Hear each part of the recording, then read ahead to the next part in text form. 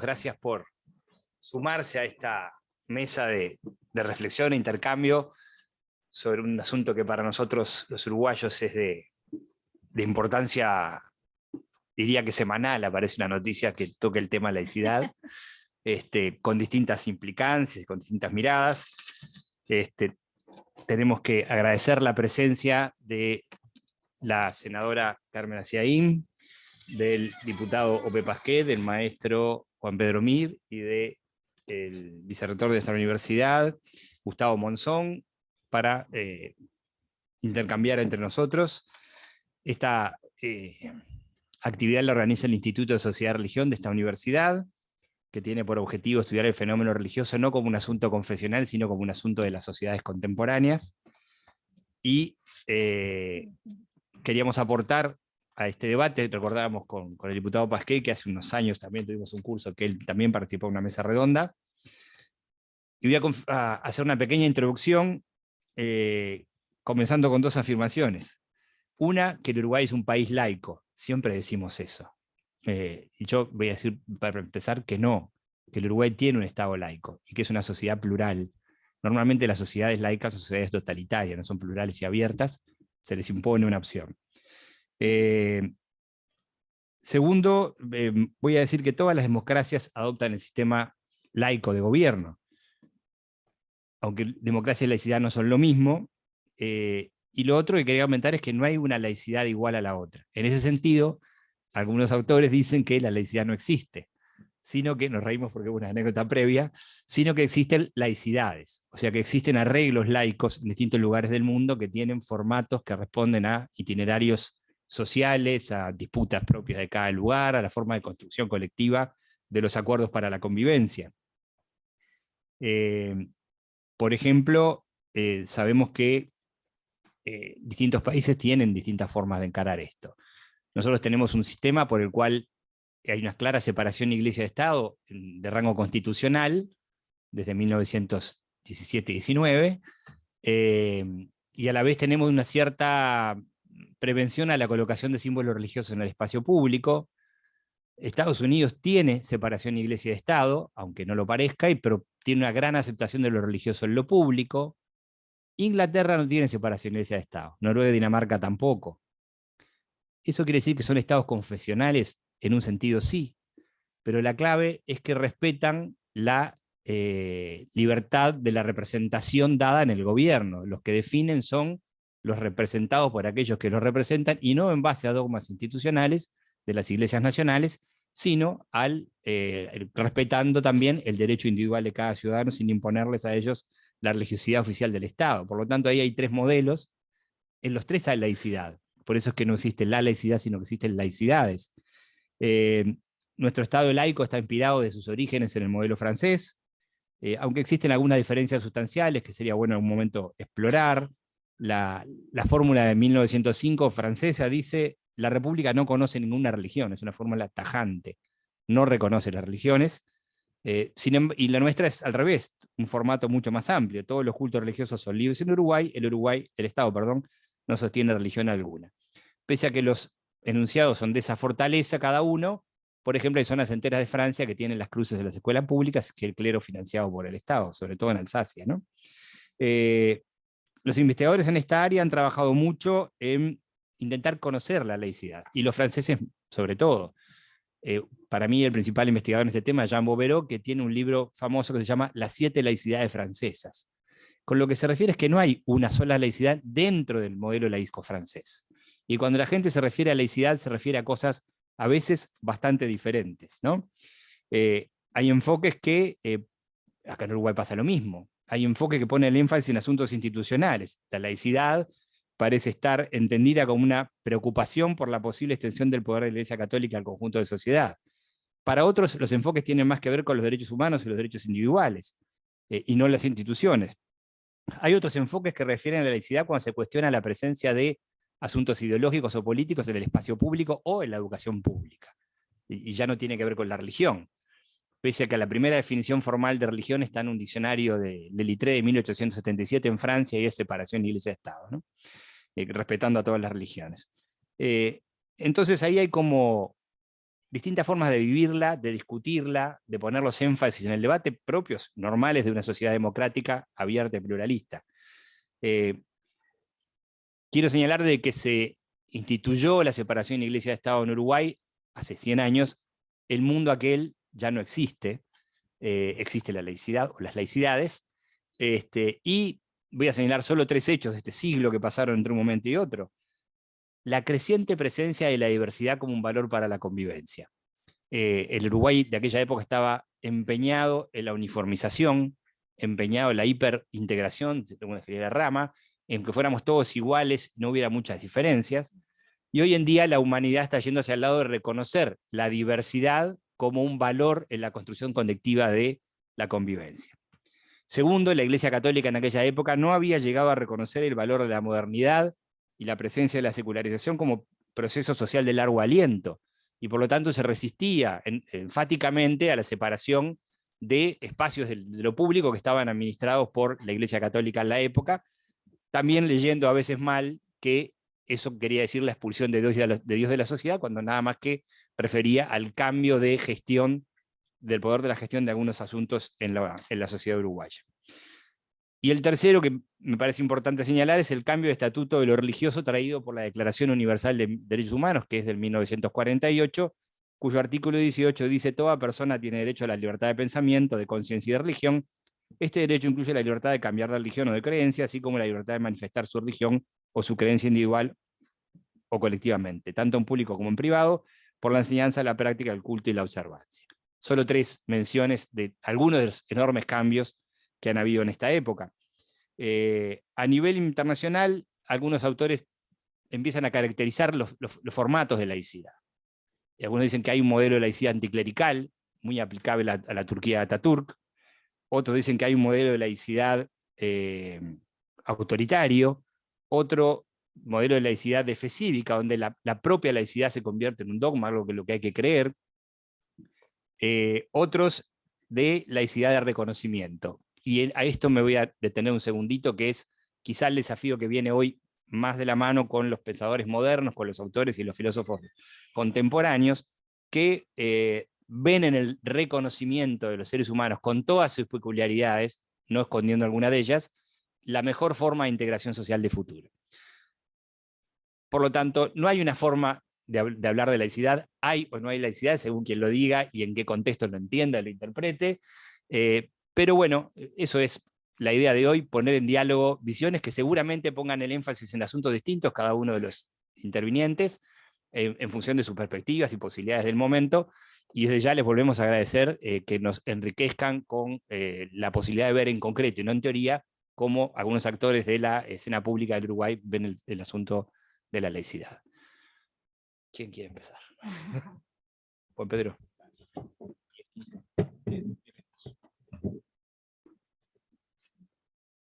Buenas tardes, muchas gracias Néstor, muchas gracias a la UCU por la invitación. Comentábamos recién que cuando en nuestras casas decimos que vamos a hablar de laicidad, nos dicen, ¿y al final eso qué es? Me lo dice mi esposa, me lo dice mi madre, y vos siempre hablando de laicidad, ¿y eso qué es de la laicidad? Y trato de explicar y nunca termino de darme cuenta o de explicar por qué es importante seguir hablando de laicidad. Pero bueno, acá estamos para ver el desafío de, bueno, ¿qué entendemos por laicidad y cuáles son los desafíos del presente? Lo primero, bueno, es si existe o no existe la laicidad, ¿no, Néstor? ¿Qué debate? Y la laicidad es un larguísimo proceso, por lo menos que viene anclado en la Ilustración, en un proceso que nosotros lo asociamos indudablemente vinculado a la idea de construcción de sociedades libres, de sociedades donde la verdad fluya de la construcción de evidencias y se construyan verdad y verdades a partir de los debates y de la construcción de evidencias contra toda forma de dogmatismo. Esa es una de las claves de pensar el proyecto ilustrado de la laicidad, que tuvo en su contexto histórico, por ejemplo, el enorme desafío, particularmente en nuestro Uruguay, de separar la Iglesia del Estado. Y podemos decir que sí, el Uruguay es un país laico. Es un país laico que, entre otras cosas, tiene la enorme virtud de ser uno de los países con mayor tolerancia, entre otras cosas, a ese desafío, una mayor tolerancia religiosa de América. Hoy podemos hablar de un montón de violencias de violencias de género, de violencias simbólicas, de violencias físicas. Somos un país esencialmente violento, ¿no? Nos enojamos recién con un periodista argentino que nos mostró con tasa de evidencia que Uruguay tiene el doble de asesinatos que Argentina, y es verdad, y tiene más del doble, casi el triple que Chile, y tiene casi 10 veces más asesinatos que los países de Europa septentrional. Uruguay es una sociedad violenta, pero esa violencia, por ejemplo, entre otras cosas, gracias a la construcción laica del Estado uruguayo, no se ejerce en dos áreas fundamentales, que son la política y la religión. Eso está anclado en las raíces mismas de nuestra conformación. José Artigas, en las instituciones del año 13, hablaba de libertad civil y religiosa en toda su extensión imaginable. Ha sido una larga construcción que, entre otras cosas, los padres fundadores, por ejemplo, de la educación pública, establecieron que, desde el principio, la capacidad de no prohibir las manifestaciones de ningún sentido, porque esa es una de las claves del desarrollo laico. No es prohibir, no es inhibir, es simplemente establecer la necesaria neutralidad del Estado, necesaria neutralidad de los espacios públicos, de aquellos ámbitos que generan controversias y que implican no privilegio. Y ese es uno de los grandes desafíos de la laicidad. Entonces, básicamente como concepto, nosotros lo visualizamos como una construcción esencialmente antidogmática. La laicidad es una apuesta antidogmática contra verdades reveladas que habilita la construcción de los diferentes espacios en el espacio público. Pero también otro punto que nos parece central, y ahí tomamos de una referente pedagoga uruguaya llamada Reina Reyes, que todos ustedes la deben conocer, cuando Reina planteaba claramente que la laicidad es tanto un producto como un proceso. Es tanto un producto, y hoy se engancha en algo quizá de lo que planteaba Néstor, las sociedades multiculturales. Hoy parte del debate es, bueno, habemos diferencias, hoy reconocemos diferencias, hoy reconocemos las diferencias que quizá hace 50 años no estaban puestas arriba de la mesa. El punto es cómo esas diferencias como sociedad y como lo común lo podemos no disolver, sino podemos convivir y razonar y construir y habilitar. Diferencias en todo sentido, político, ideológico, religioso, de género. Habilitar los lenguajes y las discusiones. Necesariamente la laicidad no implica la prohibición de manifestaciones. Implica la construcción de procedimientos racionales, democráticos, libres, que implican que esas diferencias se encuentren en todos los espacios. Por ejemplo, Reina se preguntaba en ese texto, se planteaba, ¿es posible, por ejemplo, que un profesor, que un maestro, pueda decir, por ejemplo, su orientación política, ideológica, religiosa? Y ella llamaba la atención ante un punto en el desafío laico, que no está mal que un profesor, por ejemplo, pueda decir su visión. Depende del contexto en que lo diga. Lo que la obligación es no anclarse en un proselitismo, porque hasta hay una cuestión de jerarquización. En este momento nosotros nos encontramos en un contexto de iguales, pero todos sabemos que la relación docente implica, entre otras cosas, una distinción jerárquica.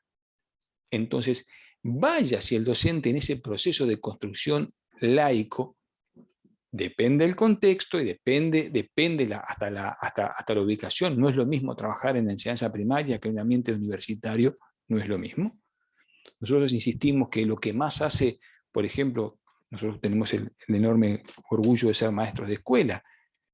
Lo que más decimos es, lo que habla mejor de nosotros no es lo que decimos, sino los silencios que hacemos para habilitar que los niños puedan construir su propia representación. Eso implica inhibir nuestra pasión, nuestro ser, nuestra identidad, de ninguna manera. Significa que sabemos que ante un niño de 10 años o de 11 años, el efecto de la relación pedagógica pasional, donde se da la transferencia, donde se da el efecto y el afecto que se da en la relación, implica que el buen maestro en una óptica laica pueda hacer silencios. Esos silencios que habilitan al otro a construir. ¿Significa engañar? No necesariamente. Significa simplemente respetar y mostrar el abanico. Eso no solamente es una cuestión ética y personal. Es algo que está establecido desde la Constitución de la República, la Ley de Educación, los programas establecidos. Entonces, nosotros, para avanzar un poquito, entendemos la laicidad como un concepto, el concepto anclado a la libertad, al antidogmatismo, el concepto anclado a que en el espacio público haya lugar a las múltiples representaciones y donde los actores públicos y particularmente los actores estatales se manejen con neutralidad. El Estado debe ser neutral ante las posturas religiosas. Eso significa inhibir, significa tapar, significa que no se puede hablar de religión en los espacios públicos de ninguna manera. Creo que esa lucha o esa confrontación anticlerical de 1900, hay otros desafíos. No hay elementos tapados para poder discutir en los ambientes educativos. El tema es cómo, ¿no? Por eso tanto el concepto como el proceso, que implica el debate público y el reconocimiento de la multiculturalidad. Porque quizá hoy el desafío de la laicidad no es solamente o no es básicamente su diálogo con la religión, es esencialmente su debate con las distintas emergentes que están presentes. Por ejemplo, las distintas perspectivas sobre el género y la sexualidad. Por ejemplo, las distintas perspectivas sobre las opciones de vida que pueden ser desde el vegetarianismo, el veganismo, desde las opciones religiosas en un marco y éticas y morales. Entonces nosotros, para combinar en la segunda parte, presentamos dos desafíos. ¿Cuáles son los desafíos desde nuestra mirada laica y laicista? Porque necesariamente creemos que, bueno, en primer punto, proyectar el gran desafío laicista del presente es construir un espacio en común. Por ejemplo, nuestra pequeña sociedad uruguaya laica, ¿tenemos algo en común? Lo que estamos acá, de distintas religiones, orientaciones sexuales, orientaciones políticas, ¿qué tenemos en común? Las diferencias no las vamos a tapar, pero quizá el gran desafío, estimados amigos, es ¿qué tenemos en común? ¿Qué acuerdo hace que hoy un maestro esté hablando, ustedes puedan escuchar, podamos debatir, ¿qué tenemos en común? Y esa construcción de lo común como país es fundamental, fundamental. Y en ese sentido nos bajamos en algunos puntos, por ejemplo, la ética de la comunicación de Habermas. Creemos que en ese sentido Adela Cortina, cuando nos habla de la construcción de una ética mínima que nos convoca a todas, sin inhibir la ética máxima, en ese sentido lo que plantea Adela Cortina, una filósofa ética española, nos parece muy pertinente. Las religiones y las posturas éticas que apuntan a lo máximo, a estar presentes, no hay que recluirlas a la vida privada. Es necesario que expulsen para estar en la vida pública y deben ser validadas con un Estado neutral que no privilegie unas sobre las otras. Otro elemento es una ética planetaria y una ética del cuidado. Y finalmente el reconocimiento de la alteridad. Una ética laica que reconozca la alteridad y básicamente nos basamos en Levinas. Y por último, creemos que necesariamente el desafío de este proyecto laico, esta construcción laica y laicista, es el desarrollo de una neutralidad que habilite la multiculturalidad y la multiperspectividad, sabiendo de aquello que no se puede hablar y que hay espacios y que hay formas y modos. Y para eso, un lugar clave, y ya termino, es la construcción de una educación laica. Una educación laica que habilite el debate, que no tape temas, que genere modos, que genere encuentros, que genere fundamentos y que no acepte más dogma, que no acepte ningún dogma, pero que acepte sobre todo la construcción de espacios para construir lo común. Muchas gracias.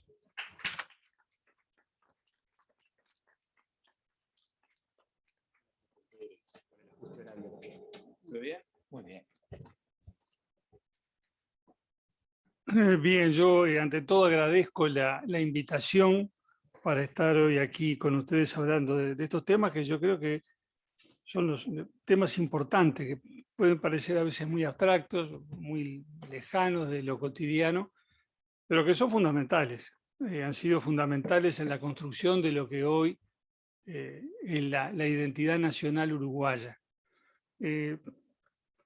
Aclaro que ayer lo llamé a quien me había invitado, al profesor Pastorino, y le dije que, bueno, que el tema, como venía planteado, era muy amplio, si había alguna sugerencia en cuanto al enfoque a adoptar, el abordaje, como se dice ahora, hacer. Me dijo que no, que libremente eligiera lo que me pareciera a mí pertinente, lo que a mí me interesara más y que me refiriera a eso, entonces es lo que voy a hacer. Y y la casualidad ha querido que Juan Pedro terminara donde yo voy a empezar, que es en la educación pública, que es a mi juicio el ámbito, el área donde hoy está más vigorosa y significativamente impugnada la laicidad. Porque podemos discutir sobre la laicidad en lo que tiene que ver con el Estado y la religión, etcétera, pero ese es, digamos, es un debate de otra intensidad, una intensidad mucho menor que la que tiene el debate que se da en la educación pública, donde hay una confrontación abierta que se ha desatado porque las autoridades impulsan, como todos sabemos, una transformación educativa que es vigorosamente resistida por algunos actores sociales y políticos, y algunos de los actores que resisten esa transformación educativa se pronuncian en términos que yo creo particularmente relevantes si nos interesa la laicidad de la educación. Yo me refiero específicamente a una mesa redonda, no sé en qué término usan para presentar la actividad, un conversatorio o algo así de FENAPES, que tuvo lugar el viernes pasado, viernes 7, se puede ver en el YouTube, y allí bajo la presidencia del presidente de FENAPE, que es el señor Olivera, allí comparecieron consejero, docente del CODICEN, Julián Mazzoni, la profesora Virginia García y el profesor Manuel Oroño, refiriéndose a la transformación educativa desde una perspectiva, decía la convocatoria, el título de la actividad, desde una perspectiva histórica y crítica. Bueno, y en esa actividad, en ese contexto, sobre la base de planteamientos comunes, cuyos rasgos comunes precisamente voy a señalar ahora, la profesora Virginia García se despachó con una afirmación que podía ser titular de un diario. La laicidad no existe. La laicidad no existe, decía ella, por lo menos en el sentido en que la entienden las autoridades. Y luego decía, nosotros entendemos por la laicidad el acceso a todas las fuentes del saber. Bueno, entonces esto, yo creo que acá hay que parar el video, ¿no? Y empezar a pensar a ver qué significa todo esto. Porque lo primero que a mí se me ocurre es que no es que las autoridades tengan una concepción de la laicidad, digamos, subjetiva, que Robert Silva piense una cosa y Gavito piense otra. No.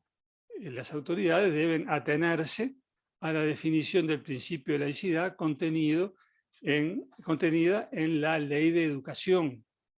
La Ley de Educación, cuyo artículo 17 dice: de la laicidad, el principio de laicidad asegurará el tratamiento integral y crítico de todos los temas en el ámbito de la educación pública, mediante el libre acceso a las fuentes de información y conocimiento que posibilite una toma de posición consciente de quien se educa.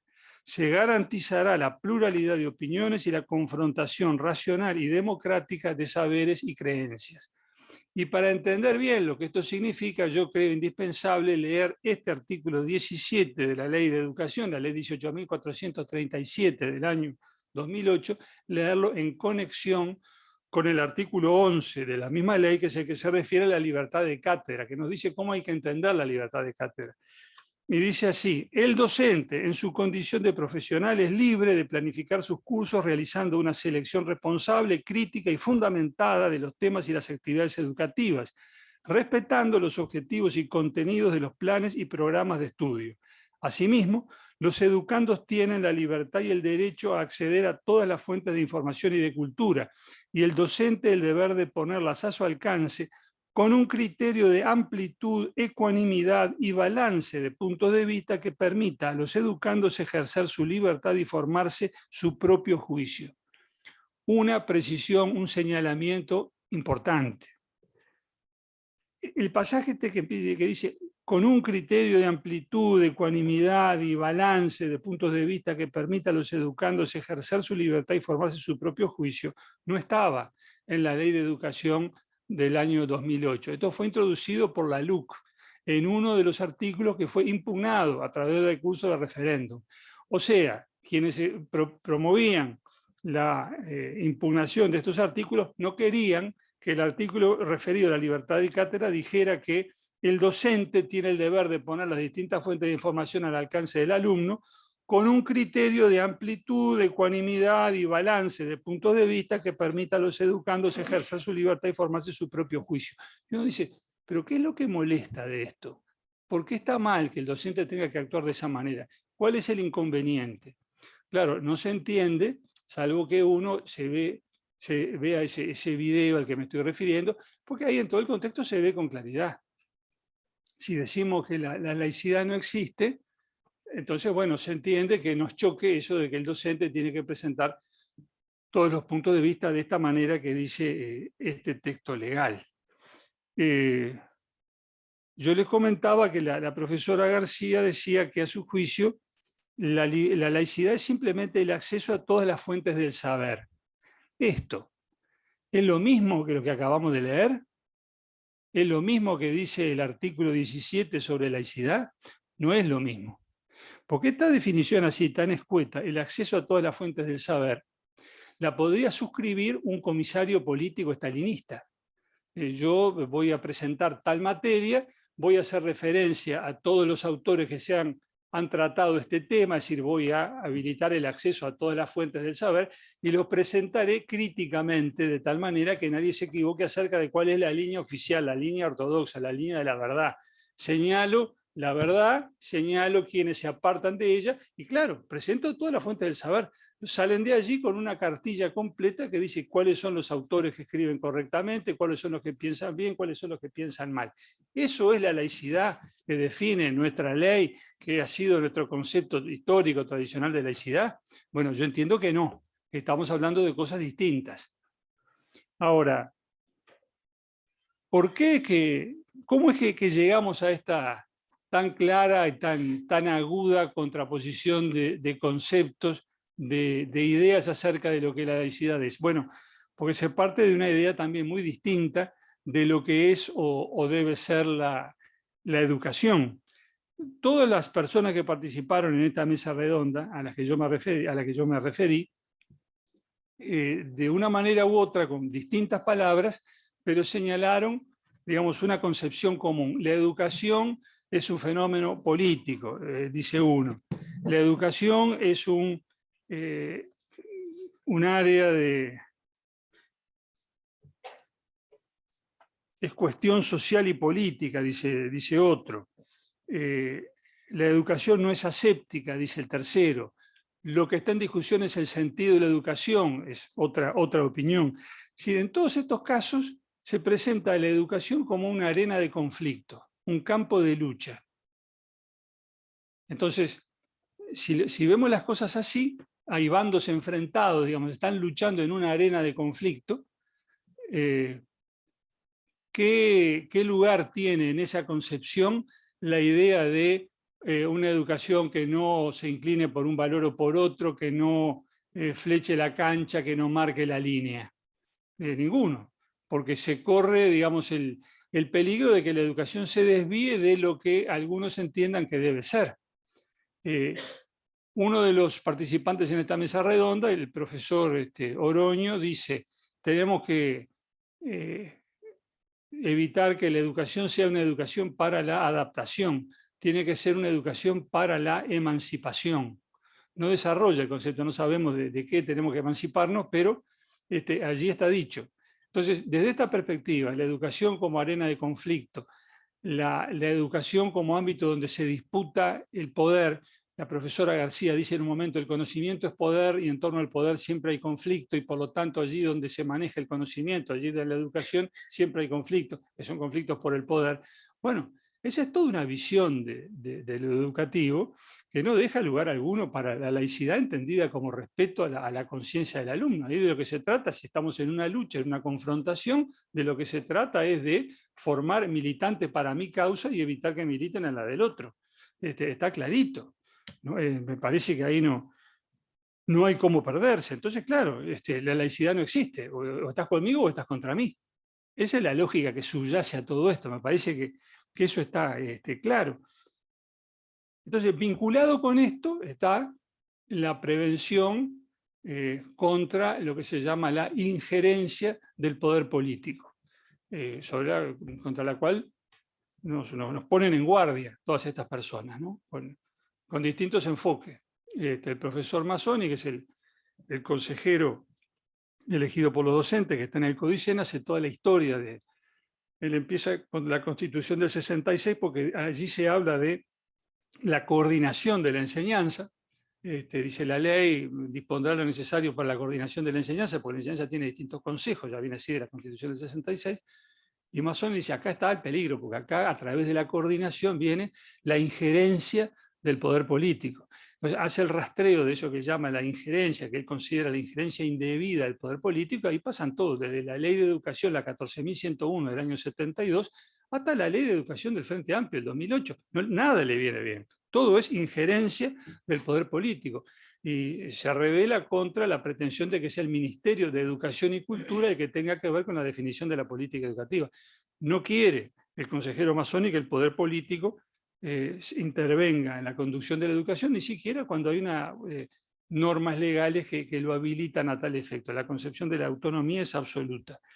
Y también es enérgica y obviamente la reivindicación del cogobierno y el rechazo de, digamos, la intervención de todos los que nos integran esos órdenes del cogobierno, de los padres, por ejemplo. La profesora García es muy severa en el rechazo de la pretensión de los padres de intervenir de cualquier manera en la educación de los hijos, porque dice, véanlo, porque no estén a lo que yo digo, miren el video.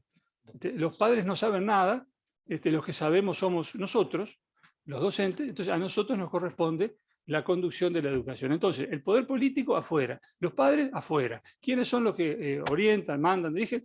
La corporación docente, el conjunto docente, que es el que vaya uno a saber con qué legitimidad democrática son los que tienen derecho a definir el rumbo. Entonces, desde esta perspectiva, no hay lugar alguno para la laicidad. No nos puede sorprender que se diga la laicidad no existe. Lo que se trata es de formar adeptos prosélitos a esa concepción de la educación para la emancipación, que yo creo que acá hay una adaptación terminológica a la época. En otros años se hubiera dicho educación para la revolución. Hoy suena medio mal, entonces es educación para la emancipación. Pero en definitiva, estamos hablando de lo mismo. Lo que tenemos algunos años lo entendemos perfectamente. Yo reivindico la definición de laicidad que está en la Ley de Educación, que expresa el respeto a la libertad de conciencia del alumno.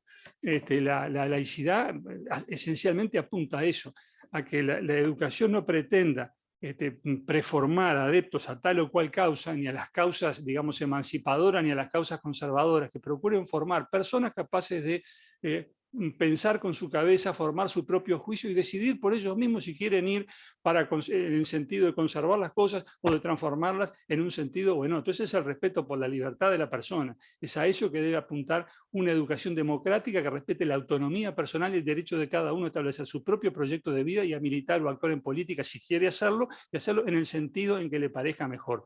Yo digo que todo esto está hoy impugnado, todo esto está hoy en tela de juicio. Y está en tela de juicio el rol del docente, que según la ley debe ser el que le leí al principio y reiteré la lectura, y según algunos tiene que ser, digamos, una actuación conforme con un compromiso ideológico que deja ningún espacio a la laicidad, porque si el docente en esa relación asimétrica de la que hablaba Juan Pedro recién va a hacer pesar sus definiciones, su personalidad, su autoridad, su mayor conocimiento, su mayor edad, bueno, ¿qué margen queda para que el alumno pueda, digamos, ejercer su independencia, su juicio crítico, orientarse hacia donde le parezca mejor? En vez de un docente que ayuda a que cada cual piense con su cabeza, hay un docente que pone su influencia, que la hace pesar en la balanza para inclinar las opciones en un sentido en el que a él le parece preferible. Esto no es laicidad. Yo creo que esto es lo que está en juego, es en este sentido que está hoy más cuestionada, más severamente impugnada la laicidad, y esto es lo que, desde mi perspectiva, es lo que hay que defender. Esta laicidad entendida como respeto a la libertad de conciencia del estudiante. Muchas gracias.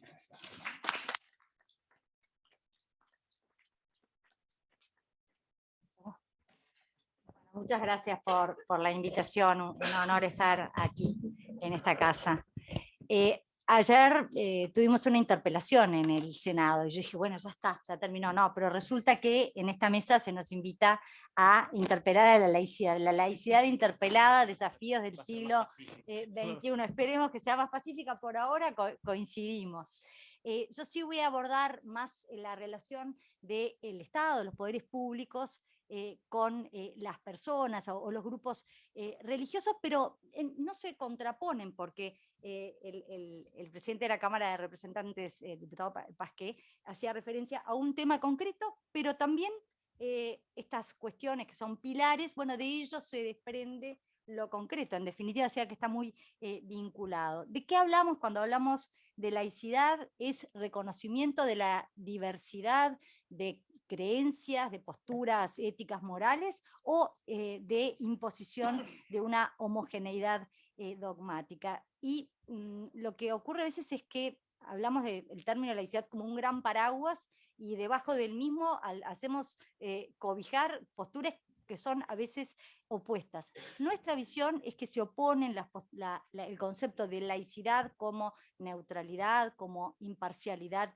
del Estado, como no confesionalidad respecto a posturas religiosas, políticas, filosóficas, éticas, con el concepto de laicismo. Igual a veces los contenidos se intercambian, pero nosotros lo concebimos así, el laicismo como una postura negadora de esa participación, esa conexión o esa presencia de lo religioso u otras posturas, laicismo como exclusión. Y en esto me voy a apoyar en algunos autores que saben mucho más que yo. El profesor Silvio Ferrari de la Universidad de Milán habla de este laicismo como doctrina negadora. Lo refiere como la laicidad interpretada como una ideología que el Estado tiene el deber de imponer a los ciudadanos, o sea, como una obligación de abstención, de prescindencia. Pero, desde España, dice Cortiñas Peláez, la negativa, el silencio sistemático del hecho religioso también es un acto de religión. El Estado se hace religioso al revés, se actúa de tal manera que hace difícil a sus habitantes el planteo claro y la resolución libre del problema religioso. Y volviendo a Ferrari, dice, la laicidad del Estado puede ser interpretada de manera menos deudora, como decía el maestro Amir, de las ascendencias del siglo XIX y más atenta a las complejidades de la sociedad contemporánea. Entonces, disipado tema laicismo como negación, entendemos a la laicidad, decíamos, como una postura de no confesionalidad, asimilable a neutralidad del Estado, que neutralidad no es tampoco abstencionismo y absoluta indiferencia, sino una neutralidad consciente del pluralismo existente en la sociedad. Y también la concebimos no como un fin en sí mismo, sino como un medio, la mejor garantía para la libertad. La laicidad como un instrumental, como un principio subordinado a los fines de la libertad, un medio para alcanzarla. En ese sentido, un principio valorado en las relaciones Estado-religiones, Estado, distintas corrientes filosóficas ideológicas. Desde mi punto de vista, el mejor modelo de Estado deseable, el que mejor cumple con estos estándares mínimos de libertad de conciencia y de religión. ¿Por qué? Porque el Estado en esa clave se reconoce incompetente en materia moral y religiosa, y por eso decide mantenerse al margen para que florezcan en la sociedad libremente las distintas corrientes. Un poco como lo concibe el ex ministro de Educación, Leonardo Guzmán, la laicidad del Estado, de que fue pionero Uruguay, ya no consiste en combatir los dogmas ni acallar o ignorar los sentimientos religiosos, sino en convivir buscando juntos lo más alto, lo más profundo, sabiendo que unos hablan con el Dios de su fe y otros sienten que dialogan con el fondo de sus conciencias. Entonces, en esta clave, nuestra visión es que tanto se opone el principio de laicidad a un Estado confesional como a un Estado negador, laicista. Está como equidistante entre estos dos modelos que consideraríamos extremos. Sobre el punto neutralidad y laicidad, Martínez Torrón desde España, que tanto ha estudiado y escrito e investigado sobre el tema, precisa que una neutralidad excluyente que diseñara espacios públicos donde la religión, pero lo podemos extender a otros ámbitos, es invisible, sería poco neutral porque sería artificial, no reflejaría la religiosidad social. Lo más adecuado, dice, es una neutralidad inclusiva. Nos preguntamos, ¿la neutralidad del Estado supone el ocultamiento del pluralismo religioso? Y ahí volvemos al exministro doctor Leonardo Guzmán, que apela a un Estado laico con los credos en la calle. Entonces, sobre el rol del Estado, esto de la equidistancia, esto de que el Estado no se casa con ninguna religión, pero tampoco se enclaustra de forma incomunicada, sino que ni casado ni enclaustrado en diálogo. Volvemos entonces a la interpelación de la laicidad en el siglo XXI, y también un poco arrancando de lo que dijeron quienes me precedieron en el uso de la palabra, la laicidad también es un fenómeno dinámico, un concepto dinámico que ha sufrido una evolución. En el siglo XIX, por lo menos en nuestro país, parecía que servía para proteger al Estado en un momento en que el Estado, el poder político, tenía una necesidad, al separarse de lo que era la religión oficial, la Iglesia Católica, de afirmar su autonomía, casi como un reclamo óntico, de identificar su poder y detener las influencias del poder espiritual. Pero hoy, en pleno siglo XXI, parece que la laicidad, y ya con el desarrollo, como decía también Néstor da Costa, toda la doctrina sobre los derechos humanos, la laicidad está más centrada en la protección de la persona. Entonces, ya no es el bien jurídico tutelado, ya no es el Estado que debe ser preservado de la influencia de las religiones, sino que el centro está en los derechos humanos, la dignidad humana, los derechos de las personas, y el Estado como garante, el Estado neutral, como garante de esa libertad. ¿Cuáles pueden ser los peligros de la primera visión, esa que protegía el Estado, aunque el bien jurídico tutelado era el Estado? Bueno, que a veces se entendía, y eso llevaba a ese laicismo, que no solo había que proteger al Estado, sino también a las personas. Entonces ahí entiendo que se abandonaba aquel postulado de neutralidad, incurriéndose en otro dogmatismo más, ya abandonando aquella imparcialidad que había dado lugar o que había inspirado la doctrina. ¿Cuál es el desafío, el peligro de la laicidad del siglo XXI, que apela más a esa neutralidad protectora de las personas y de los grupos? Bueno, el trato equitativo, el trato que no privilegie a una postura por sobre las otras en lo que le toca a veces al poder político, que es la gestión pública del factor religioso, es decir, aquellas circunstancias en las que hay un entrelazamiento, un entrecruzamiento de cuestiones religiosas que tienen que ver con lo público. Si miramos el derecho internacional de los derechos humanos, y ya me ahorró Néstor tener que referir, yo me iba a referir a la Convención Americana de Derechos Humanos, pero él lo hizo desde la Declaración Universal, lo que vemos es que el derecho humano que está recogido es el de libertad de conciencia y religión, y no se expide la Convención Americana sobre Derechos Humanos sobre la laicidad. ¿Quiere decir que está excluida? No, todo lo contrario, insistimos, para nosotros es el mejor modelo de Estado a los efectos de garantizar esta libertad de las personas y de los grupos. Pero la priorización está en la libertad. Sí está de alguna manera explicitado algún deber del Estado en cuanto a lo que se llama la inmunidad de coacción, es decir, ese deber del Estado de abstenerse de interferir en la toma, la adopción, el cambio de posturas de conciencia o religión de las personas y también de los grupos. Esto también ha sido dicho en una sentencia ya del año 2001, que el artículo 12 del pacto establece la obligación de abstención estatal de interferir en la adopción, mantenimiento o cambio de convicciones personales o religiosas o de otro carácter. Quien ha estudiado más recientemente, tiene un libro publicado este año, 2022, la profesora María José Valero Estarellas, en el marco europeo, el Tribunal de Derechos Humanos, habla de que este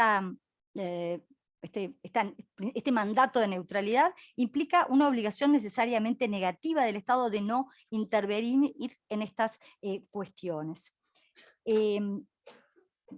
Ella es bastante graciosa cuando, hablando de que lo concibe como el elemento esencial en la garantía, el principio deber, obligación o mandato de neutralidad, que ha tenido un creciente protagonismo en la protección de la que tantas veces ha sido llamada la primera de las libertades, la libertad religiosa. Ella dice que la neutralidad es el New Black del derecho fundamental de pensamiento, conciencia y religiones, y sostiene que como principio instrumental para el respeto de la autonomía también de los grupos, es bueno, la mejor garantía, que los poderes públicos no deben interferir con los asuntos internos de iglesias y confesiones. Entonces, en esta mesa redonda llamada que llama a sala, interpela a la laicidad, yo creo que merece una moción de apoyo, de respaldo, el principio de laicidad, entendido como un concepto dinámico que ha evolucionado desde la noción que dio motivo a su creación, la debida independencia y mutua autonomía entre el poder político y el espiritual, que en aquel momento reclamaba ese énfasis en la protección del Estado frente a las injerencias indebidas del poder religioso, hasta un concepto que, superada aquella etapa histórica, estando claro y firme el poder etático, más aún habiendo evolucionado el concepto de sus fines y cometidos en un Estado social y democrático de derecho, se torna en el imprescindible mandato de neutralidad estatal para garantizar la libertad de conciencia y religión, y también ideológica, filosófica y política de los habitantes. Es decir, el derecho fundamental, libertad de conciencia, libertad de religión, la laicidad, neutralidad como garantía, de manera que, de haber sido un freno a la influencia espiritual, y sobre la base de la incompetencia estatal en materia moral y religiosa, ha pasado a ser en el siglo XXI garante de su libre expresión. Gracias, eso era.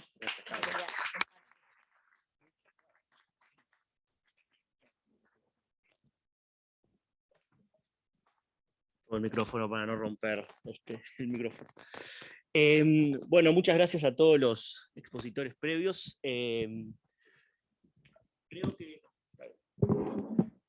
que una de las cosas que decía el profesor Da Costa es que, bueno, uno de los cambios que tuvo la laicidad o la forma de entender la relación Iglesia-Estado, la Iglesia Católica experimentó internamente un cambio en la forma de entender la laicidad. Ayer se cumplieron 60 años, anteayer se cumplieron 60 años del inicio del Concilio Vaticano II, que fue un giro en la Iglesia de cómo relacionarse con la modernidad y los valores de la cultura política secular. Y entre muchos giros, uno de los giros es con respecto a la forma de entender la relación Iglesia-Estado. Y eso, la forma de entender la relación Iglesia-Estado como una expresión de algo más grande, que fue la opción de la Iglesia Católica por la democracia constitucional como el mejor régimen político para asegurar la libertad y los derechos fundamentales de los ciudadanos. En un largo recorrido que desde el siglo XIX hasta el año 65, la Iglesia pasó de postular el Estado católico como un ideal y el Estado laico secular como un mal tolerable para evitar el desorden público. Ahí la doctora Carolina Gracie hace un gran trabajo mostrando cómo eso estuvo en el debate constitucional del Uruguay, de 1916 al 18. Pero la Iglesia asumió de considerar la democracia como un mal menor a como asegurarle el mejor régimen político. Y la democracia como mejor régimen político implica que el Estado sea laico, sea secular, sea neutro, y no un Estado laicista. Entonces, digamos, podemos decir que la tradición católica o el magisterio católico, la postura católica a nivel político ha sido siempre defender una esfera religiosa, que en un contexto de confrontación bueno, del temor de querer sacar a Dios de la esfera pública, implicaba la defensa del Estado secular, del Estado católico, pero en el siglo XX, XXI, la defensa de la democracia, y la defensa de que una democracia cuide la esfera religiosa como fundamental a la vida ciudadana. Y acá es donde entran los problemas de la laicidad. Si tomo la definición de Charles Taylor y Jocelyn McClure sobre la laicidad, son dos autores canadienses que les tocó trabajar sobre todos los conflictos que hubo en la laicidad desde el principio del siglo en la provincia de Quebec. Ellos consideran la laicidad, primero, esencial a todas las democracias constitucionales, pero después también como una combinación de fines y medios. Los fines, la libertad de conciencia y la equidad de los ciudadanos, a través de unos medios, que es la separación iglesia-estado y la neutralidad estatal frente a toda doctrina comprensiva, como dice el filósofo político John Rawls, que es como cómo orientar la vida, no solo religiosa, sino neutralidad estatal. Aplicando esta definición de laicidad al texto constitucional uruguayo, que le da fundación a la República Laica, que es la Constitución de 1918, que entra en vigencia en el 19, podemos decir que tiene tres principios. Primero, la libertad de culto, o sea, la libertad de conciencia. Segundo, que el Estado no sostiene ninguna religión. Y tercero, que ese tercer punto fue motivo de mucha discusión también, el reconocimiento de la propiedad de los templos y la exención impositiva. Entonces podemos decir que si vamos al texto no hay ningún problema, ya terminamos la charla, podemos ir a cenar. Pero creo que decimos, ese texto hay un mundo detrás, como lo ha interpretado la cultura política uruguaya. Y un mundo que es heredero de discusiones de 70 años, si podemos decir que el proceso de secularización, modernización, empieza en 1861 con la secularización de los cementerios, y que ha interpretado también una forma de entendernos como sociedad y como cultura política frente a lo religioso. Antes que nada, una definición de cultura política, que es la de John Rawls en Liberalismo Político, que es que John Rawls define la cultura política como la serie de ideas, principios compartidos por los ciudadanos que dan forma a la esfera pública, a través de sus instituciones, a través de los textos y cómo los hemos interpretado. Y creo que en esto, bueno, voy a hacer un poco como decir, bueno, la cultura política uruguaya, podemos decir que hay debates. Tengo presente el debate de la Cruz, que tenía 2 años, no lo tengo presente físicamente, lo había leído, lo puse a leer cuando estaba estudiando la tesis. O en 2001, cuando era presidente Jorge Valle, que puso el tema, ese me acuerdo, y el otro día busqué, la profesora Monreal me pasó un material sobre la discusión de que cuando entre marzo y mayo del 2001, la discusión de si había que poner o no religión en las escuelas, y la enseñanza de la religión en las escuelas. Después con la crisis ese debate no se dio. O cuando el presidente Tabaré Vázquez en 2005 va a la sede de la masonería, un día especial como el 14 de julio, a hablar sobre la laicidad como garantía de democracia. O sin ir más lejos, cuando fue la oración por la patria con el inicio del gobierno del presidente Lacalle Pou, que también generó debate. Es decir, si uno ve en estos cortes de la cultura política uruguaya, es decir, bueno, hay argumentos que esconden estas ideas, estas convicciones de que la religión tiene que ir a la esfera privada, la religión no se puede vivir en público, la religión no se puede expresar públicamente, sino que es una dimensión privada. Varios dijimos acá que ya han dicho que eso se da a partir del siglo XIX, cuando se entendía que era necesario eliminar la religión. La Iglesia Católica en Uruguay no era poderosa, no era fuerte económicamente como en Colombia, como en Perú, que uno va a esos lugares o en Perú queda fascinado con la belleza de los templos católicos en esa zona. Acá nuestra iglesia fue pobre desde recursos económicos, recursos humanos, recursos pastorales, recursos intelectuales, pero había una cristiandad heredada de la cultura y que influía en la cultura política, influía en la moral pública. Entonces, también del otro lado, que el proceso de constitución del Estado secular, del Estado moderno uruguayo, implicaba unificar una sociedad que era una migración aluvional de muchos contextos. Y eso nos hizo uruguayos.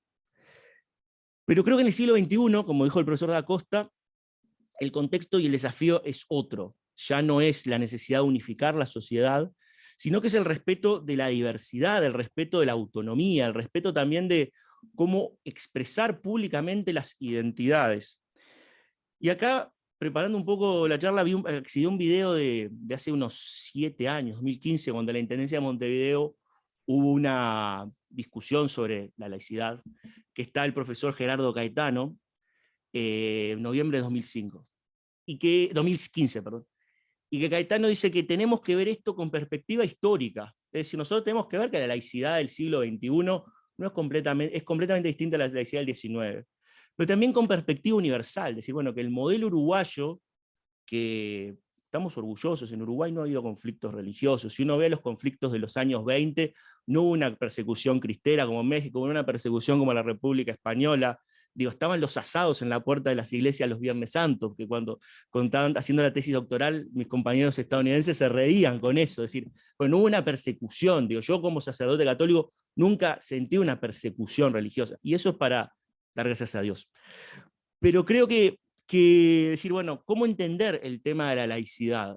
Y acá nos pueden ayudar también debates que se han dado en otros contextos donde la violencia religiosa aflora, bueno, con la amenaza de los extremismos de terrorismo religioso, con la dificultad que tiene Francia para integrar a los musulmanes, o que tiene Europa, o el Tribunal de los Derechos Humanos en Estrasburgo, cómo procesa la neutralidad estatal, o en Estados Unidos, cómo se da la relación entre religión y sociedad, por más que por la primera enmienda estén separados. Entonces creo que esa literatura nos puede ayudar a cómo entender la laicidad uruguaya.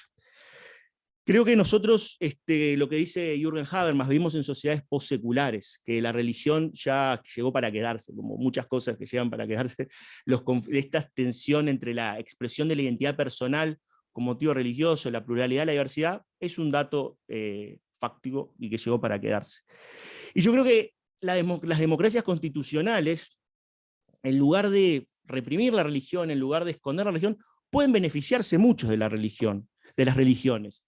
Porque las religiones, y vuelvo a Habermas, reproducen la solidaridad ciudadana, reproducen el vínculo en la sociedad civil, siempre y cuando, bueno, acepten que las verdades religiosas necesitan pasarse por la razón pública, por no querer conquistar el Estado, sino por asumir la pluralidad, que implican también participar en debates y, bueno, y saber que uno puede defender una verdad que para uno es pecado, pero no tiene por qué ser un delito.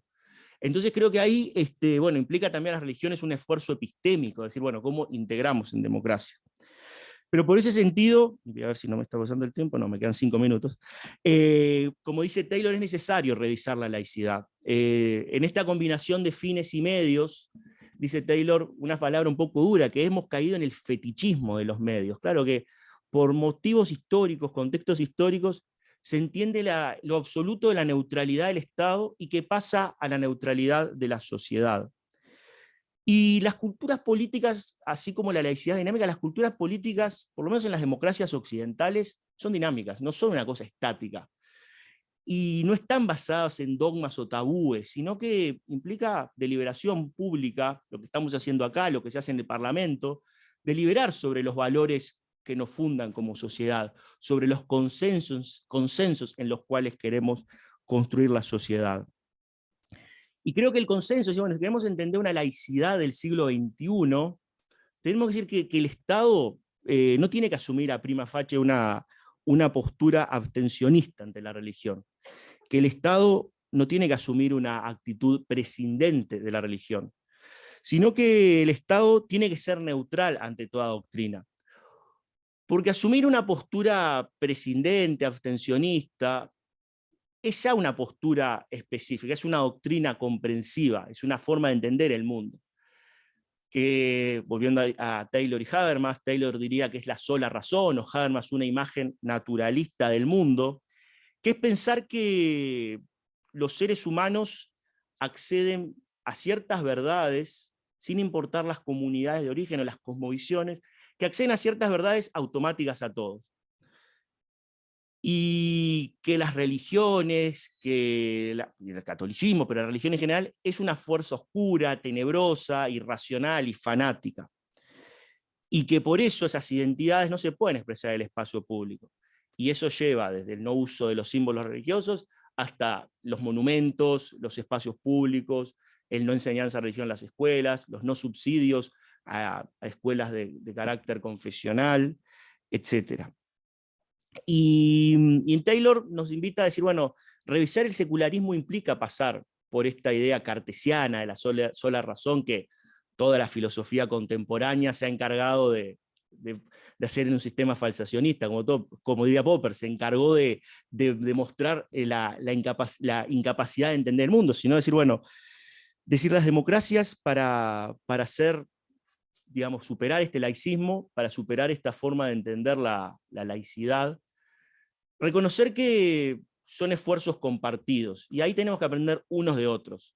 Nosotros los ciudadanos religiosos que somos que orientamos nuestra vida de acuerdo a una postura religiosa y que entiende verdades absolutas. Nosotros tenemos una verdad sobre el ser humano, sobre la vida, sobre la muerte, sobre la sociedad, sobre la justicia social, sobre la ecología, pero tenemos que asumir que el modo de eso no es queriendo imponer, no es queriendo dominar, no es queriendo condenar a los que no piensan como nosotros, sino a través del uso público de razón, de convencer, del argumento, y de reconocer que, bueno, que podemos a veces perder. Yo en eso creo que, por ejemplo, cuando fue en el año 2013 el debate sobre el aborto, me queda un minuto, sobre el aborto, que ahí los obispos uruguayos dijeron, bueno, vayan a votar, y ahí vemos, y este tema pasó. Y yo creo que ese es un aprendizaje que hemos hecho los ciudadanos religiosos, y que tenemos que seguir haciendo, no es de una vez y para siempre. Pero también la democracia implica esfuerzos compartidos, y ahí los ciudadanos seculares reconocer que no desmerecer a los ciudadanos religiosos, no desmerecer que las religiones esconden un potencial de verdad, un potencial de sentido, y que contribuye al bien común de las sociedades democráticas. Así que bueno, esos son los desafíos que tenemos.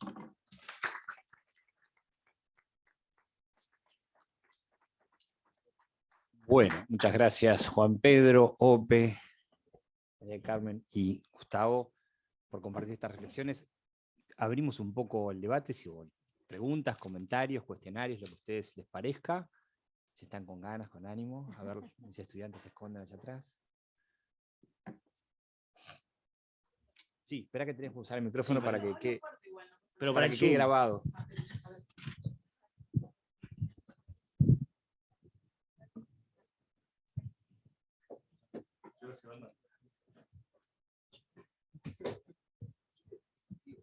¿Sí? Hola, buenas noches. Podemos Mi tomarnos nombre un es café. Natalia Bonet. Yo estoy haciendo una tesis, soy de sexto año de la Facultad del CLA de Derecho. Estoy haciendo una tesis sobre laicidad en la educación pública. Y hablando un poco lo que refería el doctor Ope Pasqué referente a los gremios, y cuando uno estudia, ellos argumentan en una suerte de impunidad de las leyes, como que las leyes no los tocan a ellos. El proselitismo está establecido por la Constitución, y sin embargo se sigue discutiendo. Usted dice que no hacen referencia a la ley de educación, que no importa la ley de educación, pero no importa la Constitución. ¿Y esa inmunidad se la da la autonomía? ¿Usted qué piensa? ¿Cuál es la solución? ¿La solución es rever la autonomía? Gracias por la pregunta, me parece muy pertinente. Pero digo, sí, esa discusión la hemos tenido en el Parlamento. Hay un artículo de la Constitución del 58 que prohíbe de manera clara y rotunda el proselitismo de cualquier especie. Y pese a eso, se ha defendido en el Parlamento la conducta de docentes de la enseñanza pública que hacen proselitismo en aquel momento a favor, en contra de determinada opción en el plebiscito simultáneo con las elecciones nacionales del 2019. Cuando uno dice, bueno, pero está la norma que prohíbe el proselitismo. Entonces viene todo ese discurso acerca de que el docente está comprometido con ciertas concepciones de políticas, sociales, de justicia, que no las puede abandonar ni las debe abandonar, porque eso implicaría alguna forma de deserción del compromiso, y que cuando cumplen con ese compromiso están contribuyendo a la educación del alumno, porque el alumno tiene que vivir inmerso en una sociedad, tiene que saber cuáles son los conflictos, los debates de esa sociedad, y que a través de la prédica del profesor advierte lo que está en juego, lo que se está discutiendo, y que por supuesto esa prédica del profesor, ese cumplimiento con su compromiso, no va en desmedro de la libertad del alumno de pensar lo que quiera, que ellos la respetan siempre, etc. O sea, no respetan la prohibición de proselitismo. Y yo no creo en absoluto que si el profesor aboga por sus ideales, eso deje incólume la libertad del alumno, por lo que decíamos sobre la asimetría de la relación hace un rato. ¿Qué libertad va a haber? Bueno, no quiero ponerle nombre a esto, pero uno escuchaba a algunos profesores ir al Parlamento a hablar contra la LUC, los recibimos a todos, por supuesto, recibimos 160 delegaciones a la Cámara de Diputados, y argumentaban con tanta vehemencia y con tanta violencia y calificaban en tales términos la ley que combatían, que uno pensaba, ¿cómo hace un alumno de liceo para pararse enfrente de este profesor y decir, no, mire, profesor, yo tengo dudas, o en casa mis padres dicen otra cosa, o ni siquiera eso, decir simplemente, mire, yo no tengo opinión formada, en esto no me meto? Es imposible. Digo, sostienen cosas que son incompatibles con la laicidad. ¿Por qué se sienten así por encima de la ley o de la Constitución? Porque en definitiva no creen en la legitimidad de todo esto. Ellos sostienen que hay una legitimidad paralela y distinta. Parten de la base de que toda la historia humana y la historia de la lucha de clases, hay dos bandos, explotadores y explotados. Lo que es legítimo se define en función de la relación de fuerzas que existe en cada momento, y bueno, una derrota electoral es una cuestión táctica, no es que haya un gobierno legítimo que puede desarrollar su programa, es que ganaron una elección y en la próxima capaz que los tumbamos y mientras tanto promovemos un referéndum, y no aceptamos como democráticamente legítimo un resultado, cuestionamos y esperamos que cambie la relación de fuerzas. Nosotros, dice el discurso de esta gente, sostenemos otra legitimidad. En la discusión sobre la LUC se llegó a decir, bueno, y los votos estarán o no en el Parlamento, en la calle, en los hechos, veremos qué pasa. O sea, la legitimidad de la lucha por fuera de las instituciones contrapuesta a la legitimidad que surge del funcionamiento de las instituciones. Eso es lo que está en discusión, permanentemente en discusión desde hace décadas, y en esa discusión seguimos. Esto no tiene una solución matemática, el asunto es trabajar, y discúlpeme, estoy hablando de política, pero sostener las cosas en las que uno cree, convencer a la ciudadanía y lograr es el único apoyo en el que los demócratas creemos, que es el apoyo que se da en el acto del sufragio cuando la gente elige un gobierno, dice, gobierne en el marco de la Constitución y de la ley, por supuesto. Eso es lo que estamos discutiendo, según yo lo veo. Perfecto, muchas gracias. ¿Algún comentario o pregunta? Georgina. Bueno, muchas gracias a los cuatro, ha sido realmente muy interesante. Yo me quedé con una duda y por ahí se la traslado a Juan Pedro y a Carmen. Hay como un común denominador en las exposiciones sobre la importancia de la neutralidad del Estado sin caer en el Estado laicista y su relación con el régimen democrático. Mi pregunta concreta es: ¿qué pasa cuando el ejercicio libre de este derecho violenta otros derechos, ¿no? Por ejemplo, el ejercicio libre de determinadas religiones, por ejemplo, prohíbe o me da la libertad de no hacer transfusiones a mis hijos, por ejemplo, ¿no? Entonces ahí esa neutralidad, ¿cómo se dirimen esos conflictos, ¿no? Gracias. ¿Sí? Bueno, tema crucial que es enorme, hay ríos de tinta escritos sobre los conflictos entre conciencia y ley. Básicamente, lo que los estándares internacionales y la mayoría de los países democráticos luego recogen en leyes internas, desde su constitución hasta normativa infraconstitucional, es el principio es la libertad de las personas, en todos los ámbitos, ¿no? En este caso, la libertad religiosa. En su fuero interno para elegir una opción religiosa entre tantas, elegir no tener ninguna, cambiar, abandonar, mantener. Eso, en ese sentido, es casi un derecho absoluto, porque está en la sacralidad de lo interno. El Estado no se mete. De hecho, puede llegar a meterse con el adoctrinamiento del que hablaba tanto el maestro Mir como el diputado Pasquet, y que es condenable. Pero concebido en abstracto no debería, sería ilegítimo influir de esa manera. Ahora, en las manifestaciones externas, ya cuando pasa a la práctica, a los actos en que uno interactúa con terceros, bueno, ahí puede llegar a afectar derechos de terceros. Y ahí es muy claro, todos los tratados internacionales tienen una confluencia doctrinaria en este sentido, porque establecen la libertad para conducirse de conformidad con las creencias, pero con un límite, y ahí le dan el permiso al Estado para poner restricciones. Cualquier restricción que se le ocurra, no. Las restricciones que el Estado puede poner, o sea, los límites al ejercicio, a la manifestación de la libertad religiosa, en caso de las transfusiones, ya voy a bajar a eso, pero primero lo principal. Las restricciones para que sean legítimas tienen que estar establecidas por ley, hablaba el doctor Pasquet del principio representativo, porque la ley asegura, bueno, una base democrática representativa, pero además no alcanza la ley, sino que tiene que estar motivados por que esa ley está motivada en la protección de derechos o libertades de los demás, o en la protección del orden público, de la salud pública, por ejemplo, o sea, valores, derechos de una similar o superior jerarquía. Entonces, el caso de las transfusiones de sangre. Ahí se ve bien claramente, porque usted hizo alusión a qué pasa si la negativa, esto pasa con los testigos de Jehová, son los clásicos objetores de conciencia a la transfusión de sangre, hacen una interpretación de la escritura religiosa de que no pueden recibir transfusiones de sangre bajo ningún concepto. ¿Cuál ha sido la respuesta del derecho?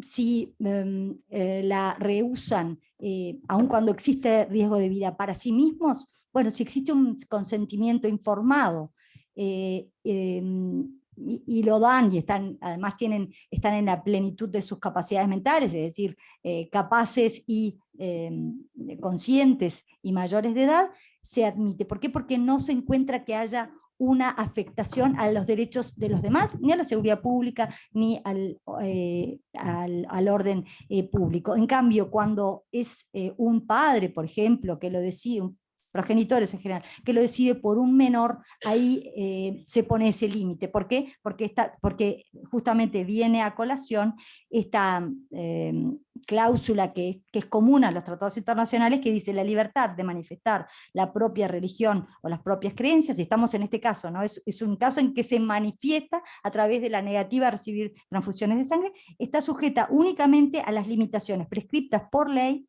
y que sean necesarias para proteger la seguridad, el orden, la salud o la moral públicos, o los derechos y libertades de los demás. Acá estaba el padre queriendo algo por su hijo, y entonces aparece ese límite, que también aparecería si se quisiera hacer un sacrificio humano. Bueno, no, aparece el límite, no. Eso, usted puede sostener que los sacrificios humanos quizás son hábiles o puede creer en ellos. Ahora, si lo va a ejecutar, ahí aparece el límite del Estado.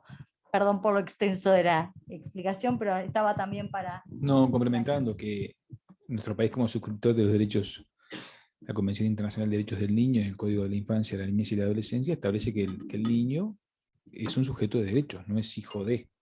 Si bien la Constitución establece que es obligación de los padres suscribir, pero hay un derecho que hay acuerdo, que es legal y que funciona desde el punto de vista obligatorio del Estado, que es que el niño es un sujeto de derechos. En ese sentido, por ejemplo, el tema de las transfusiones es un caso médico, pero por ejemplo, ¿qué pasa si hay una familia que desea que sus hijos no reciban información sobre el funcionamiento del sistema biológico, o no reciban educación sexual en la escuela o en el liceo? Entonces pongo la bomba a activar acá.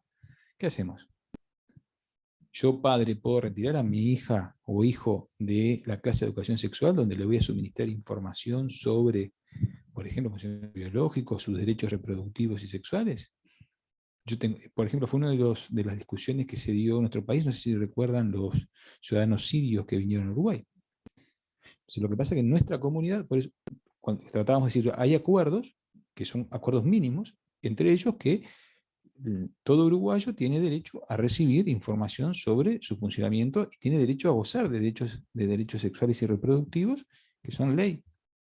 En ese sentido, yo no puedo inhibir a mi hijo de el derecho a acceder a información más allá de mi opinión como padre, porque yo no soy dueño de mi hijo. Creo que ese tema es un tema fantástico para profundizar, es un tema que hoy por hoy el Estado ha ido ganando, la legislación nacional ha ido ganando y establece, por ejemplo, en litigio entre padres, establece derechos al niño, establece abogados particulares al niño, está puesto arriba de la mesa, y es un tema a seguir desarrollando siempre en la mirada en clave de derechos del niño que se va a ir ampliando. Por ejemplo, el tema de las vacunas. O sea, no es opinable que si hoy yo soy director de una institución y el niño no tiene el certificado de vacunas, tengo la obligación de hacer, no es un tema educativo, es un tema de cuidado, tengo la obligación de hacer la denuncia ante el CIPIAR del INAU, a través del mecanismo de escuela disfrutable, después del INAU, y esa persona tendrá que responder con su patria potestad porque no está vacunando a sus hijos. Yo puedo pensar lo que quiera, pero a mi hijo lo tengo que vacunar. De lo contrario, voy a tener una denuncia judicial y civil y penal. Entonces creo que ahí en ese acuerdo, bueno, en ese acuerdo de mínimos que nos permitan, bueno, convivimos, hay espacio público y hay espacio donde yo puedo desarrollar mi vida. Y queda arriba de la mesa todo el tema, por ejemplo, si yo puedo ir con una equipa, yo maestro de origen judío, ¿puedo ir con una equipa a dar clases, sí o no? Es interesante la discusión. ¿Cuánto si es proselitismo o no es proselitismo? Entonces, sí, creo que esos son parte de los debates que nuestra sociedad creo que lo está dando y queda pendiente la discusión entre laicidad y laicismo. Quienes nos consideramos laicistas, creo que es parte de...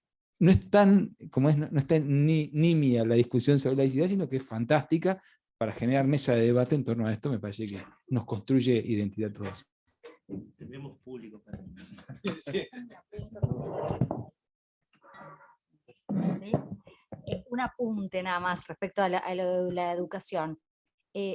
Una cosa es la educación acerca de, como decía, sistema reproductivo, información, pero puede haber también en materia de educación sexual y reproductiva, y Mira hablaba de derechos sexuales y reproductivos, son temas sensibles que también pueden tocar a una concepción ética y moral y hasta religiosa de las personas. Y en ese sentido también el derecho internacional de los derechos humanos se ha pronunciado, y en esto es coincidente, si uno puede trazar una línea transversal que atraviesa la Convención Americana de Derechos Humanos, pero también el Pacto Internacional de Derechos Civiles y Políticos, la Declaración Universal de Derechos Humanos, y reconocen el Convenio Europeo de Derechos Humanos, y reconocen que los padres, y en su caso los tutores, tienen derecho a que sus hijos o pupilos reciban la educación religiosa y moral que esté de acuerdo con sus propias convicciones.